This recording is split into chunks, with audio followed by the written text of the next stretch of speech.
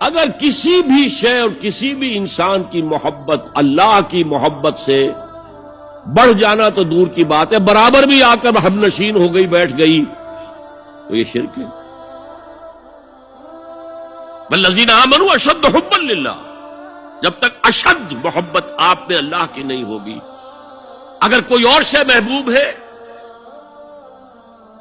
تو من الناس من یتخذ من دون اللہ اندادا یحبونہم کحب اللہ، لوگوں میں سے ایسے بھی ہیں جنہوں نے اللہ کو چھوڑ کر کسی اور چیزوں کو مد مقابل بنا لیا ہے، ان سے وہ محبت کرتے ہیں جو اللہ سے کرنی چاہیے تھی۔ توحید کا تقاضا ہے لا محبوب الا اللہ، لا مطلوب الا اللہ، لا مقصود الا اللہ، مقصود و مطلوب اور محبوب حقیقی اللہ کے سوا کوئی نہیں۔ اور وہ آیت میں آپ کو سنا چکا ہوں، سورہ توبہ کی آیت نمبر 24، انتہائی لرزا دینے والی آیت۔ قل ان کان آباؤکم وابناؤکم واخوانکم وازواجکم وعشیرتکم واموال اقترفتموها وتجارۃ تخشون کسادها ومساکن ترضونها احب الیکم من اللہ ورسولہ وجہاد فی سبیلہ فتربصوا حتی یاتی اللہ بامرہ واللہ لا یہدی القوم الفاسقین۔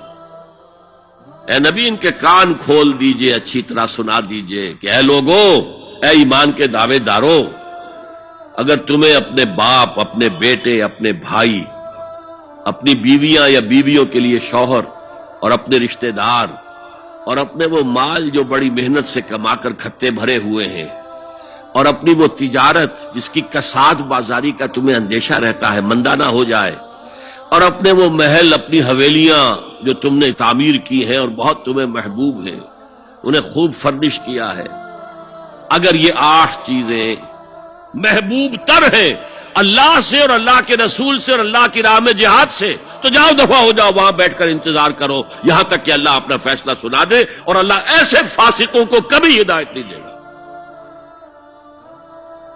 8 چیزیں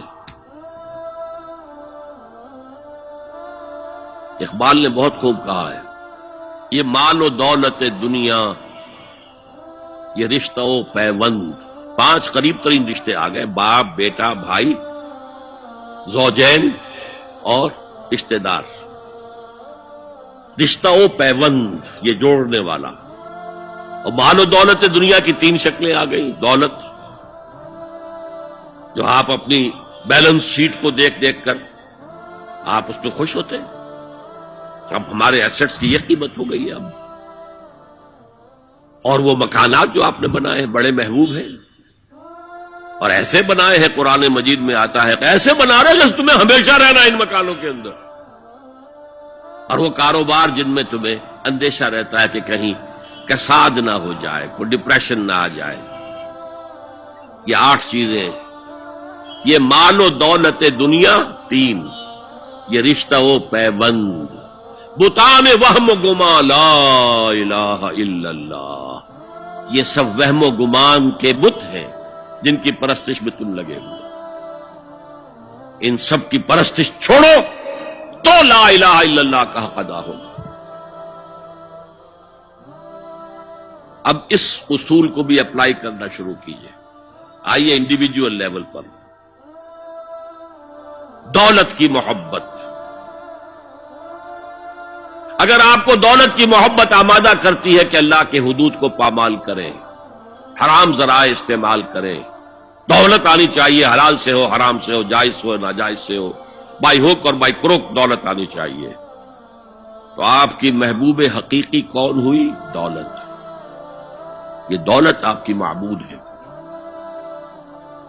کون بڑے سے بڑا موحد اس شرک کا احساس رکھتا ہے؟ اور حضور نے اس قدر کلیئر فرمایا ہے، تعس عبد الدینار وعبد الدرہم، ہلاک ہو گیا یا ہلاک ہو جائے، یہ کلام خبریہ ہے یا یہ بددعا ہے؟ تعس عبد الدینار وعبد الدرہم، درہم و دینار کا بندہ ہلاک ہو جائے۔ نام عبد الرحمن ہے، حقیقت میں عبد الدینار ہے، عبد الدرہم ہے۔ درہم و دینار آنے چاہیے، جائز سے یا ناجائز سے، حلال سے یا حرام سے، صحیح سے یا غلط سے، بائی حق اور بائی کروک۔ تو معبود کون ہوا؟ ہمارے ہندو بھائیوں نے کیا کیا؟ لکشمی دیوی دولت کی دیوی ہے، اس کی پوجا کرتے کس لیے؟ مطلوب کیا ہے؟ دولت۔ اس کی پوجا وہ خوش ہو جائے تو دولت ملے گی۔ ہم نے کہا ہٹاؤ جی اس دیوی کو بیچ میں سے، ہم براہ راست ہی پوج لیں گے، بس یہی تو فرق کیا ہے نا۔ عبد الدینار و عبد الدرہم، یہ ہے انفرادی سطح پر۔ شرک فی المحبت، جو روح عبادت ہے، جو عبادت کی جان ہے، محبت، غایت الحب ما غایت الذل والخضوع۔ اور ٹاپ پر لے آئیے، آج کی دنیا اجتماعیت کے میدان میں اگرچہ اب زمانہ بدل رہا ہے، لیکن تقریباً 1 صدی سے نیشن سٹیٹس، وطن کی بنیاد پر قومیت، وطن محبوب ترین شے، جو شے میرے وطن کے لیے صحیح ہے وہ میں کروں گا، چاہے وہ غلط ہو، وہ حرام ہو، اللہ کے قانون کے خلاف ہو، لیکن میرے وطن کے لیے ہوگا۔ وطن زندہ باد، یہ وطن پرستی ہے۔ اس وطن پرستی کے مذہب کی ایک نماز بھی ہے، ترانہ ہو رہا ہے تو کھڑے ہو جاؤ، قنوت، کھڑے ہو جانا عبادت کا حصہ ہے۔